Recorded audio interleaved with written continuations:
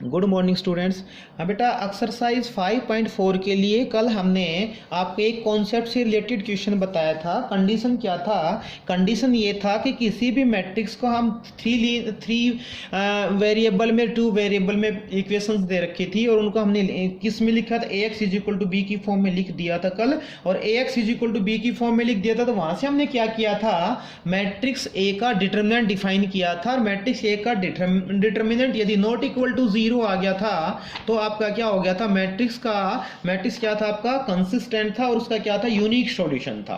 और unique solution का question कल हमने आपको बता दिया था। तो यूनिक सॉल्यूशन आपका कहां से आ रहा था? x is equal to A inverse B से आ रहा था, और ए इनवर्स आपने पहले निकाल चुके हो। तो ए इनवर्स निकाल के फिर हम क्या कर रहे थे? बी से क्या कर रहे थे? मल्टीप्लाई कर रहे थे। तो इससे रिलेटेड मैंने आपको क्वेश्चन दिए थे करने के लिए, आपने कर लिए होंगे। एक्सरसाइज 5.4 का क्वेश्चन नंबर फर्स्ट का एक पार्ट मैंने करवाया था, दो आपको दिए थे करने के लिए, और सेकंड क्वेश्चन का फर्स्ट पार्ट कर लिया होगा जो इसी से रिलेटेड था, और थर्ड क्वेश्चन के कंप्लीट सारे पार्ट 3x3 ऑर्डर का भी मैंने करवाया था, 2x2 ऑर्डर का भी मैंने करवाया था। ठीक है, यहां तक का काम मैंने करवा दिया था। और फिर मैंने बताया था कि आपको डिटर्मिनेंट नॉट इक्वल टू 0, इससे रिलेटेड क्वेश्चन सारे करने हैं। कहां तक है? One first question, second question का फर्स्ट पार्ट और थर्ड क्वेश्चन कंप्लीट। ठीक है, उसके बाद दूसरा जो कंडीशन था तो उसके लिए मैंने आपका पेंडिंग रखा था। मैंने बताया था कि सेकंड जो पार्ट है उसके लिए आपको क्या करना है? मैट्रिक्स का डिटर्मिनेंट डिफाइन करना है। Determinant equal not equal to 0 था तो वो तो कर लिया आपने। अब कंडीशन आ जाता है कि डिटर्मिनेंट इक्वल टू 0 आ जाता है। मैट्रिक्स का डिटर्मिनेंट इक्वल टू क्या आ जाता है? 0 आ जाता है। तो मैट्रिक्स का डिटर्मिनेंट इक्वल टू 0 आ जाता है तो हम क्या डिफाइन करेंगे? इसके लिए आपको सबसे पहले क्या करना पड़ेगा? एडजॉइंट ऑफ ये बात समझ गए होंगे।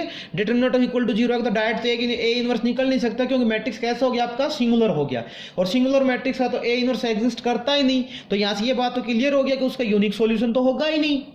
ठीक है, एक्स वाई जेड का यूनिक वैल्यू नहीं आएगा। तो यहां से हम क्या करेंगे? अब इस क्वेश्चन के लिए डिटरमिनेंट निकालेंगे। डिटरमिनेंट नॉट इक्वल टू 0 आ गया तो क्या डिफाइन करना है आपको? Adjoint of A into B निकालना है। Adjoint of A into B, और ये पिछली एक्सरसाइज में आपने पहले कर लिया काम। Adjoint of A into B, adjoint कैसे निकालते हैं? मैट्रिक्स से क्या करेंगे? कोफैक्टर्स निकालेंगे। कोफैक्टर्स क्या कर लेंगे? हम ट्रांसपोज कर लेंगे, और ट्रांसपोज करके फिर बी से क्या करेंगे? हमें मल्टीप्लाई करेंगे। यानी जो आपका एडजॉइंट आ जाएगा उसको हम किससे मल्टीप्लाई करेंगे? बी से मल्टीप्लाई करेंगे। यानी adjoint of A into B निकाल लिया। कब निकाला ये? जब मैट्रिक्स का डिटर्मिनेंट यानी मैट्रिक्स कैसा? सिंगुलर है, और सिंगुलर मैट्रिक्स है तो ये डिफाइन करना आपको पहले। Adjoint of A into B निकालना है। Adjoint of A into B जैसे ही आपने निकाल लिया तो फिर उसको चेक करना है। उसमें भी दो कंडीशन आ जाएंगे, adjoint of A into B not equal to 0 और adjoint of A into B equal to 0। यदि adjoint of A into B not equal to 0 है तो देन सिस्टम इज इनकंसिस्टेंट है। सिस्टम वो क्या है? इनकंसिस्टेंट, यानी गिवन इक्वेशंस है वो इनकंसिस्टेंट है और उनका कोई सॉल्यूशन नहीं है, और क्वेश्चन आपका वहीं पे फिनिश हो जाएगा। यानी एक्स वाई जेड का वैल्यू डिफाइन नहीं होगा। 2 वेरिएबल में तो एक्स वाई का वैल्यू डिफाइन नहीं होगा, और 3 वेरिएबल में है तो एक्स वाई जेड का वैल्यू डिफाइन नहीं होगा। तो आज का हम क्वेश्चन इसी पे करेंगे। इस पार्ट को हमने फिर पेंडिंग छोड़ दिया, ये हम कल के लिए करेंगे। तो adjoint of A into B निकालना है, और adjoint of A into B not equal to 0 आ गया है तो सिस्टम क्या हो जाएगा आपका? इनकंसिस्टेंट हो जाएगा। और adjoint of A into B equal to 0 आ जाता है तो सिस्टम क्या हो जाएगा? कंसिस्टेंट हो जाएगा, लेकिन मैनी सॉल्यूशन होगा। तो इसके क्वेश्चन हम कोई नहीं करेंगे आज, इसकी प्रॉब्लम नहीं करेंगे, वो हम कल की क्लासेस में करेंगे। तो आज का जो अपना पार्ट बन गया वो क्या हो गया? Adjoint of A into B निकालना है, और adjoint of A into B निकालने के बाद उसको चेक करना है। नॉट इक्वल टू 0 तो इनकंसिस्टेंट, और क्वेश्चन वहीं पे फिनिश है। ठीक है, तो आइए हम करते हैं। सेकंड क्वेश्चन का हमने लिया, आप इसका पता चल जाएगा आपको इनकंसिस्टेंट। आप आंसर से देखोगे तो सेकंड पार्ट इसका इनकंसिस्टेंट का है, तो सेकंड पार्ट लिया मैंने। सेकंड क्वेश्चन का सेकंड पार्ट है, उसमें दे रखा है 3x माइनस का 2y इक्वल टू 5 और 6x माइनस का 4y इक्वल टू 2। इसको हमने इक्वेशन फर्स्ट ले लिया। अब इसको कंपेयर करोगे, compare one with ax is equal to B के साथ। ये प्रोसेस कल भी किया था। तो a इज इक्वल टू क्या हो जाएगा? 3 माइनस 2 6 माइनस 4। ये मैट्रिक्स ये हो गया, यानी एक्स वाई के कोफिशिएंट्स हो गए। और x क्या हो गया आपका? 2 वेरिएबल में तो एक्स वाई हो गया, 3 वेरिएबल होता तो एक्स वाई जेड हो जाता है। b क्या हो गया आपका? d1 d2 यानी b हो गया, यानी 5 2 हो गया। अब फर्स्ट ऑफ ऑल हम क्या करेंगे? डिटरमिनेंट निकालेंगे। डिटरमिनेंट क्या आ गया आपका? -12 + 12 यानी क्या हो गया? 0। तो determinant of A equal to 0 आ गया। भाई नॉट इक्वल टू नहीं है, इक्वल टू 0 है। तो डिटरमिनेंट इक्वल टू 0 आ गया। तो now determinant equal to zero आ गया तो यूनिक सॉल्यूशन तो होगा ही नहीं। हमें क्या डिफाइन करना, now to find adjoint of A into B निकालना है। तो adjoint of A into B हम कैसे निकालेंगे, यानी कोफैक्टर निकालेंगे। किसके कोफैक्टर निकालेंगे, हमें ए के कोफैक्टर निकालेंगे। तो ए मैट्रिक्स ए के कोफैक्टर निकालो तो A11 A12 A21 A22, ये काम आपने बहुत सारा कर लिया पहले। तो A11 माइनस का 4 आ गया, A12 क्या आ जाएगा minus first row second column तो माइनस 6 आ जाएगा, प्लस का 6 बनता माइनर, और माइनर का अपोजिट क्या हो जाएगा, क्योंकि इसका सम क्या आ रहा है, ओड मल्टीपल आ रहा है। ठीक है, ये आपका थर्ड यूनिट में करवा चुके सारा काम हम। माइनस का 6 आ गया, A21 कितना आ जाएगा, माइनस का 2 था तो प्लस का 2 हो जाएगा, A22 क्या आ जाएगा 3 आ जाएगा। तो एडजॉइंट ऑफ ए क्या आ जाएगा, कोफैक्टर्स का ट्रांसपोज, यानी Aij का ट्रांसपोज। इसका हम ट्रांसपोज करें तो क्या आ गया, माइनस का 4 माइनस का 6 और 2 और 3, ये क्या आ गया, एडजॉइंट ऑफ ए आ गया। अब एडजॉइंट ऑफ ए आ गया तो क्या करना आपको, adjoint of A into B निकालना है। तो adjoint of A into B निकालना तो हम क्या करेंगे, एडजॉइंट ऑफ ए यानी एडजॉइंट ऑफ ए क्या हो गया, माइनस का 4 माइनस का 4 2 माइनस का 6 3, और बी क्या आपके पास, बी था आपके पास 5 और 2। अब इसको हम सिंप्लीफाई करेंगे तो first row first column second row first column multiply करते हो तो माइनस का 20 प्लस का 4 माइनस का 16 आ गया, माइनस का 6 माइनस का 30 और प्लस का 6 तो माइनस का 24 आ गया।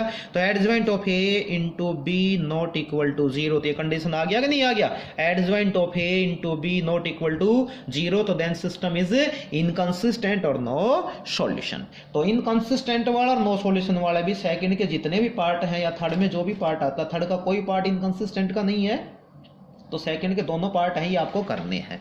उसके बाद फिर यूनिक सॉल्यूशन का लिया मैंने, आपने फर्स्ट सेकंड थर्ड क्वेश्चन कर लिया था मैंने क्वेश्चन नंबर। अब आप देखोगे थर्ड क्वेश्चन के सारे पार्ट हैं वो यूनिक सॉल्यूशन के, एक्स वाई जेड का वैल्यू डिफाइन हो रहा है, आप करके देखेंगे। फोर्थ क्वेश्चन के भी सारे पार्ट में एक्स वाई जेड का वैल्यू डिफाइन हो रहा है, तो आप ये भी सारे पार्ट करके देखेंगे। और फिफ्थ क्वेश्चन के भी 2 पार्ट दे रखे हैं, इसमें भी यूनिक सॉल्यूशन आ रहा है, फिफ्थ का फर्स्ट पार्ट भी और सेकंड पार्ट भी, यानी यूनिक सॉल्यूशन कहां से आएगा, x is equal to A inverse B से आएगा। तो ये सारे पार्ट भी आप करके देखेंगे। फिफ्थ क्वेश्चन का सेकंड पार्ट मैंने आपको बताया है, बता रहा हूं अभी देखिए, वो दे रखा है 1/x माइनस का 1/y plus 1/z is equal to 4, 2/x plus 1/y minus का 3/z is equal to 0, 1/x plus 1/y plus 1/z is equal to 2, और where X Y Z not equal to 0, X Y Z not equal to 0 क्यों दे रखा है, क्योंकि x Y Z यदि 0 हो जाएगा तो इक्वेशन डिफाइन नहीं होंगी, क्योंकि डिनोमिनेटर 0 नहीं हो सकता। तो यहाँ पे देखो स्टैंडर्ड फॉर्म में नहीं है, जो इक्वेशन है वो आपकी स्टैंडर्ड फॉर्म में नहीं है। तो इन इक्वेशन को स्टैंडर्ड फॉर्म में बनाने के लिए हम वेरिएबल को चेंज कर लेते हैं, एज्यूम कर लेते हैं या पुट कर लेते हैं। 1/x को क्या ले लिया हमने a, 1/y को हमने क्या ले लिया b, और 1/z को हमने क्या एज्यूम कर लिया c। तो ये जो आपकी इक्वेशन है वो एक्स वाई जेड वेरिएबल के रेस्पेक्ट में ना होके किस वेरिएबल के रेस्पेक्ट में आ जाएंगी, ए बी सी के रेस्पेक्ट में आ जाएंगी। तो फर्स्ट इक्वेशन क्या बन जाएगा आपका a minus B plus C equal to 4, second क्या बन जाएगा 2a प्लस का b माइनस का 3c इज इक्वल टू 0, और थर्ड इक्वेशन क्या बन जाएगा a plus b plus c equal to 2। अभी आपका फिर वो पहले वाला क्वेश्चन बन जाता है, तो इसको इक्वेट किसके साथ करोगे, ax is equal to B के साथ इक्वेट करो। तो ax is equal to B के साथ करो तो हियर a क्या हो गया, a b c के जो कोफिशिएंट्स हैं 1 माइनस 1 1 2 1 माइनस 3 1 1 और 1, b क्या हो गया आपका a b, x क्या हो गया आपका a b c, x x y z ना होके किसके रेस्पेक्ट में आ गया, a b c के रेस्पेक्ट में आ गया, और b क्या हो गया आपका 2 0 2 हो गया। ठीक है, तो अब हम फर्स्ट ऑफ ऑल क्या करेंगे, प्रोसेस आगे का प्रोसेस वही रहेगा जो हमने कल किया था। फर्स्ट ऑफ ऑल क्या करना है, डिटरमिनेंट निकालना है। डिटरमिनेंट हमने एक्सपेंड किया R1 से, तो R1 से जैसे आप इसको एक्सपेंड करोगे तो 1 इंटू में प्लस 1 इंटू में सोल्व करते हो तो कितना आ जाता है 10 आ जाता है। Determinant of A not equal to क्या आ गया 0 आ गया। तो गिवन सिस्टम कैसा हो गया, कंसिस्टेंट हो गया, और इसका क्या होगा यूनिक सॉल्यूशन होगा। और यूनिक सॉल्यूशन कहां से आएगा, x is equal to A inverse b से आएगा। तो यहाँ पे आप क्या करेंगे, ए इनवर्स निकालेंगे। अब आगे का आप खुद करेंगे क्योंकि प्रोसेस मैंने बता दिया आपको। ए इनवर्स कैसे निकालेंगे, इस मैट्रिक्स हम क्या कर लेंगे, प्रोसेस में बता रहा हूं वर्बली, इस मैट्रिक्स से क्या कर लेंगे, हमें कोफैक्टर्स निकाल लेंगे। कोफैक्टर्स को हम क्या कर देंगे, ट्रांसपोज कर देंगे, तो क्या आ जाएगा आपका एडजॉइंट आ जाएगा। और ए इनवर्स निकालने के लिए हम क्या करेंगे, एडजॉइंट ए को डिटरमिनेंट ए से यानी 10 से क्या कर देंगे, डिवाइड कर देंगे। आपका ए इनवर्स आएगा और इनटू में क्या रहेगा, बी रहेगा। उसको सिंप्लीफाई करेंगे तो यहाँ एक्स है, एक्स क्या है वो ए बी सी है, तो यहाँ से जो वैल्यू आएंगी वो किसकी आएंगी, ए बी सी की वैल्यू आएंगी। अब ए बी सी की जो भी वैल्यू आएंगी उनको वापस हम यहाँ पे रख देंगे, और तो 1/x इज इक्वल टू क्या था, ए तो x का रेसिप्रोकल, यानी ए का जो रेसिप्रोकल बनेगा वो क्या बन जाएगा, x का वैल्यू बन जाएगा। b का जो रेसिप्रोकल बनेगा, क्रॉस मल्टीप्लाई करेंगे तो b का जो रेसिप्रोकल बनेगा वो किसका वैल्यू हो जाएगा, y का वैल्यू हो जाएगा। और c का जब हम रेसिप्रोकल करेंगे तो किसका वैल्यू हो जाएगा, z का वैल्यू हो जाएगा। यानी x y z में वैल्यू आ जाएंगे। x y z में वैल्यू आने के बाद वो वैल्यू यहाँ पे आप रख के देख लीजिए, तीनों इक्वेशन में रख के देख लीजिए। लेफ्ट साइड में तो लेफ्ट साइड में वैल्यू रखते हो तो क्या आना चाहिए, 4 आना चाहिए। सेकंड में रखते हो तो राइट साइड में क्या बनना चाहिए, 0 बनना, लेफ्ट साइड क्या बनना चाहिए, 0 बनना चाहिए। थर्ड में रखते हो तो एक्स वाई जेड का वैल्यू इसमें रखते हो तो वैल्यू इसका रिजल्ट है वो क्या बनना चाहिए, 2 बनना चाहिए। तो आपका आंसर भी क्या हो जाएगा, वेरीफाई हो जाएगा। तो इस प्रकार हम क्वेश्चन नंबर है 5.4 का question number first, second, third, fourth, fifth complete करेंगे, ठीक है। और सिक्स्थ का फर्स्ट पार्ट भी करेंगे जो कि इनकंसिस्टेंट है, और सिक्स्थ का फोर्थ पार्ट है वो भी क्या है, इनकंसिस्टेंट है। मींस सिक्स्थ तक क्वेश्चन हम कंप्लीट करेंगे। सिक्स्थ तक के क्वेश्चन में आपको कौन सा छोड़ना है, जिसके रिजल्ट में यानी जिसके आंसर में आपको के दिखाई दे रहा है कि एक स्केलर क्वांटिटी है वो दिखाई दे रहा है, उसको ड्रॉप कर देना है। क्यों, क्योंकि वो क्वेश्चन डिपेंड कर रहा है किस पे, adjoint of A into B पे डिपेंड कर रहा है, यानी कंसिस्टेंट मैनी सॉल्यूशन का, जो हम कल की क्लास में लेंगे। तो बेटा इसमें टाइम लगेगा, अपना केयरफुली करना है। क्वेश्चन बड़ा इजी है, बड़ा सिंपल है, लेकिन इसमें समय आपका पूरा लगेगा।